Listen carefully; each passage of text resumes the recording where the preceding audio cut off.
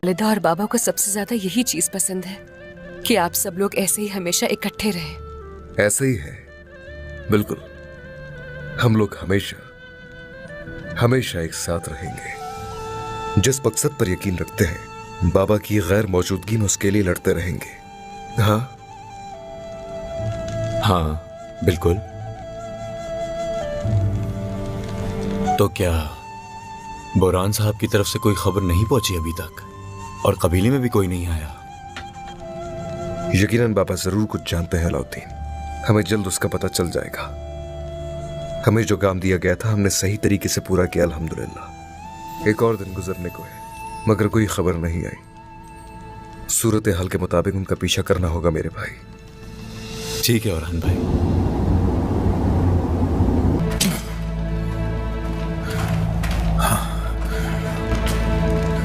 हुजूर, जिंदान की राहदारियों में से दाखिल होने से पहले हमने वहां पर 3 काफिरों को देखा था। क्या हमने कोई गलती की या फिर किसी गफलत में पड़ गए? मुझे तो कुछ समझ नहीं आ रहा सरदार। हुजूर, अगर सूफिया की कही हुई बात हकीकत निकली तो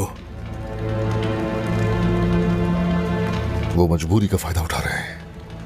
हमारे दिमाग और जज्बात के साथ वो खेल रहे हैं। तो फिर बाला खातून को सेवरी पहुंचने से पहले हमें छुड़ाना होगा। इंशाल्लाह कुछ भी करेंगे। उन काफिरों पर नजर रखे हुए बाला का ठिकाना मालूम करके उसके मुताबिक मंसूबा तैयार करेंगे। सरदार के जख्म से खून बह रहा है। ये जख्म आपको मेरी वजह से आया है ना? मरहम लगा दूं इस पे? ठीक है बेटी, ठीक है। लो, इसके साथ मेरे जख्म को इस सुर्ख रुमाल से लपेटना मरियम। इसके अलावा कुछ ठीक नहीं कर सकता मुझे।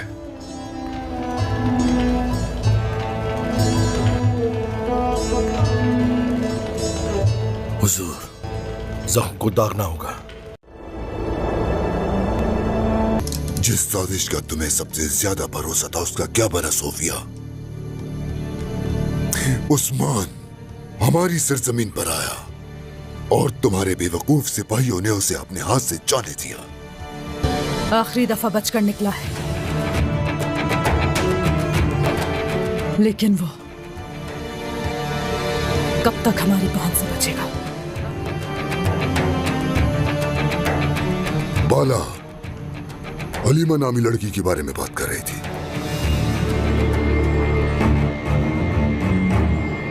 कौन है वो? उस बाला से मैंने कहा कि उसकी बेटी जिंदा है, ताकि हकीकी मौत से पहले वो हर रोज मरे।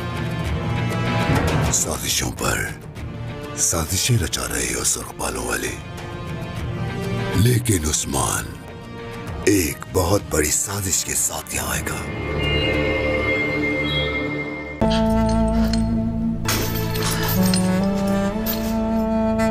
हलीमा, खुदावन का शुक्र है कि उसकी परवरिश मैंने की है। अगर तुमने की होती तो बहुत अफसोस की बात होती।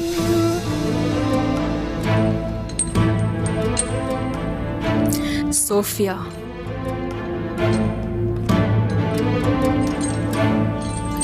मेरी बेटी कहाँ है? शैतान!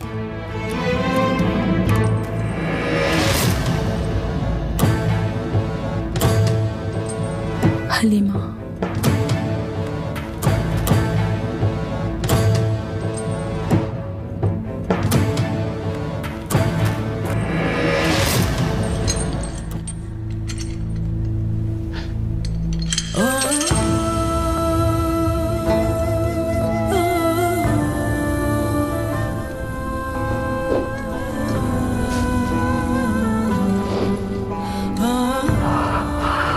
सोफिया,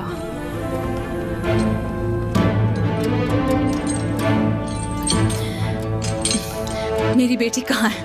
हलीमा कहाँ है? सोफिया बताओ मुझे, बताओ मुझे सोफिया, कहाँ है मेरी बेटी हलीमा? हलीमा कहाँ है? बताओ मुझे सोफिया, कहाँ है मेरी बेटी? सोफिया!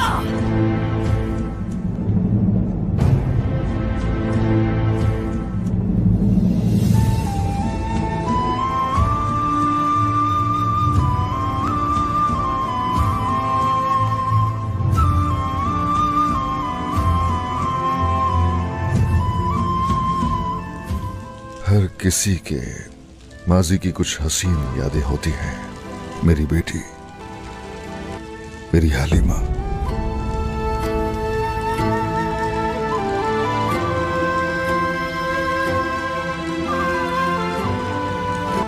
हमने उसे खो दिया बचपन में।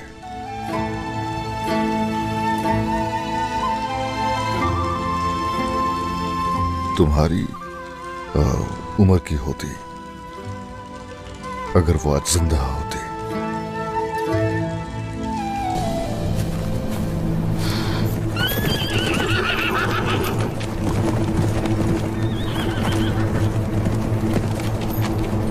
मरियम खातून,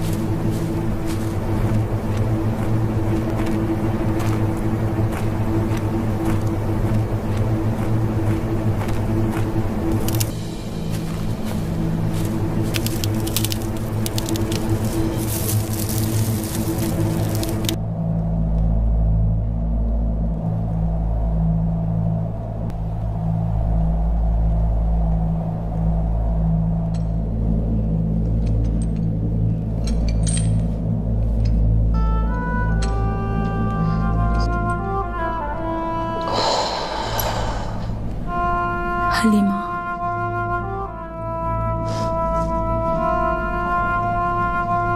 तो इसलिए तुम मेरे ख्वाब में आया करती थी मेरी बच्ची। मैंने तो बस तुम्हें इन ख्वाबों में ही देखा करती थी, तुम्हें मेरी बेटी।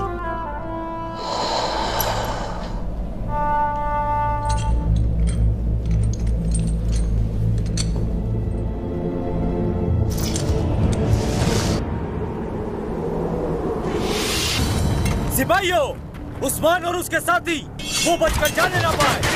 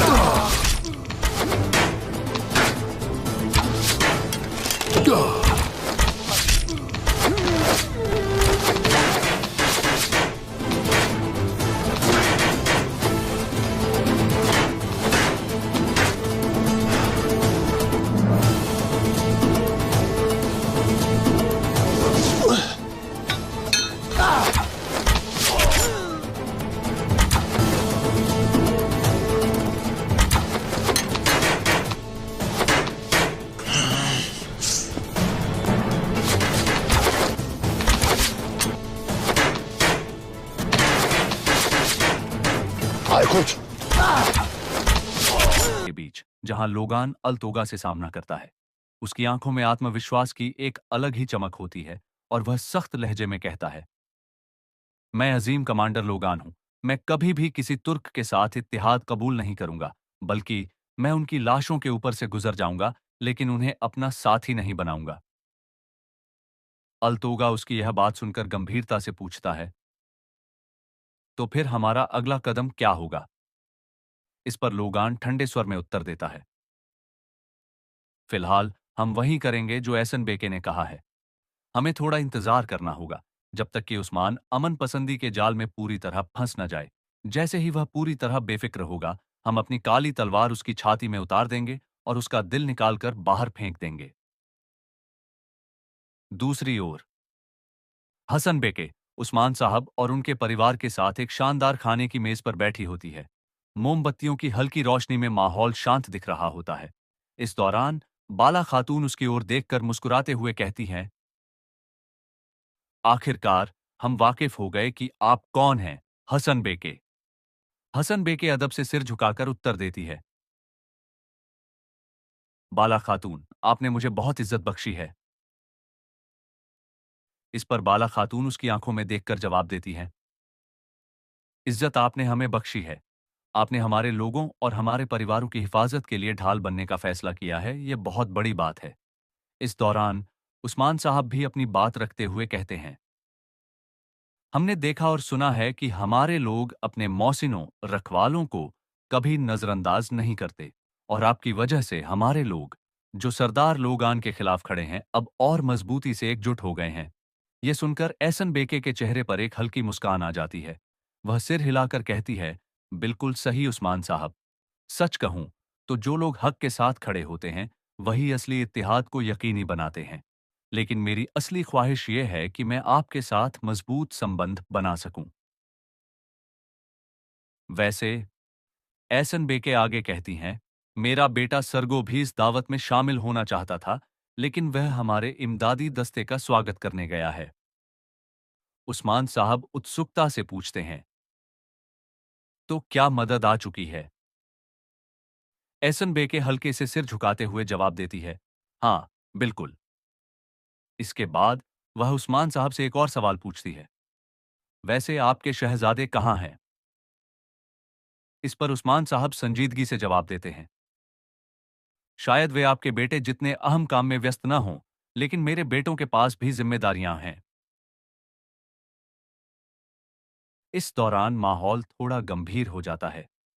एहसन बेके गहरी सांस लेकर कहती है, क्या यह दावत सिर्फ मेरा शुक्रिया अदा करने के लिए रखी गई है, या फिर यह कहने के लिए कि आप मेरी बेटी को नहीं देंगे, या शायद यह कोई नरमी की गुजारिश है?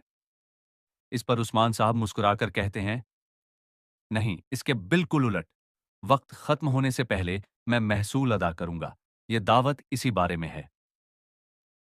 यह सुनकर एहसन बेके चौंक जाती है।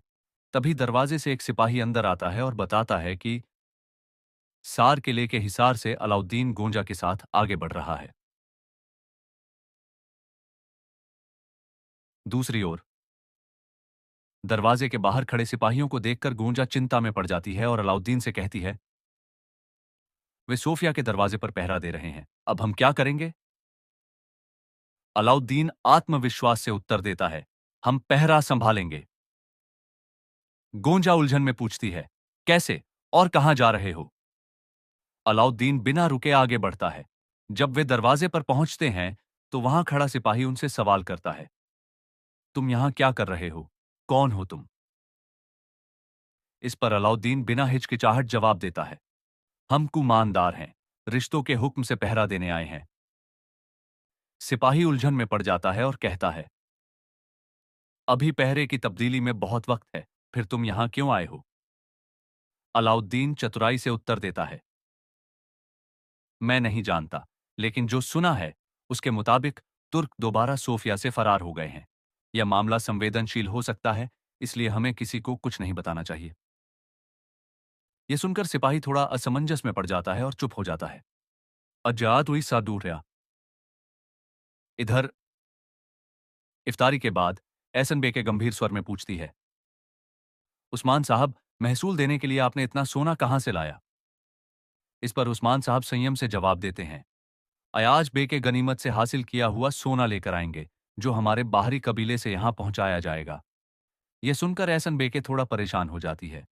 उसकी चिंता देखकर बाला खातून मुस्कुराकर कहती हैं, खैर हो एहसन बेके, आप इतनी परेशान क्यों लग रही हैं? आपको खुश होना चाहिए कि जो महसूल आप इतनी शिद्दत से चाहती थीं वह आपको मिलने वाला है।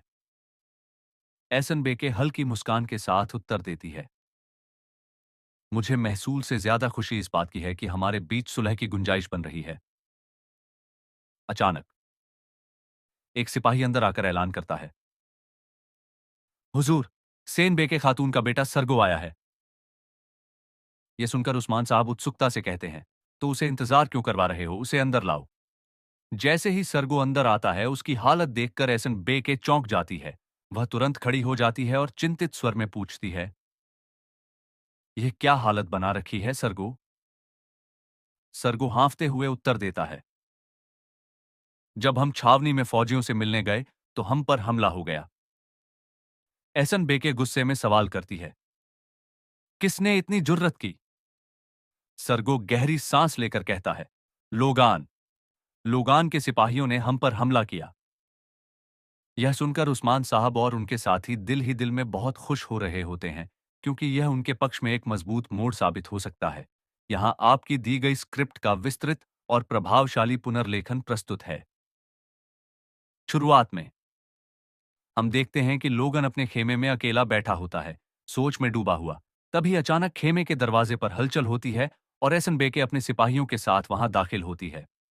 उनके चेहरे पर गुस्से और प्रतिशोध की लकीरें स्पष्ट दिखाई देती हैं। जैसे ही एहसन बेके अंदर प्रवेश करती है, उसकी तलवार चमक उठती है। उसके सिपाही बिना समय गंवाए लोगन के आदमियों पर टूट पड़ते हैं। देखते ही देखते खेमे में हलचल मच जाती है। चीख पुकार और तलवारों की टकराहट से माहौल गूंज उठता है। एहसन बेके अपनी तलवार से एक एक कर सिपाहियों को काट डालती है। यह दृश्य देखकर अल्तोगा घबरा जाता है और तुरंत आगे बढ़ता है, लेकिन तभी सरगन रस्सी के सहारे उसे पकड़कर जमीन पर गिरा देता है और ठंडी आवाज में कहता है, घुटने टेक अल्तोगा। लोगन, जो अब तक शांत खड़ा था, दृढ़ स्वर में पूछता है, ये सब क्या हो रहा है? आप क्या करने की कोशिश कर रही हैं? एहसन बेके अपनी तलवार लोगन के गले पर रखते हुए कहती है, मैं यहां सवाल पूछने नहीं बल्कि हिसाब लेने आई हूं। मेरे सिपाहियों पर हमला हुआ, मेरे भरोसेमंद योद्धा मार दिए गए और हमला करने वालों ने तुम्हारा नाम लिया, लोगन। लोगन गहरी सांस लेकर जवाब देता है, अगर मैं इस गठबंधन से सबसे अधिक लाभान्वित हो रहा हूं, तो मैं इसे तोड़ने की मूर्खता क्यों करूंगा? आप इस झूठे आरोप पर कैसे विश्वास कर सकती हैं?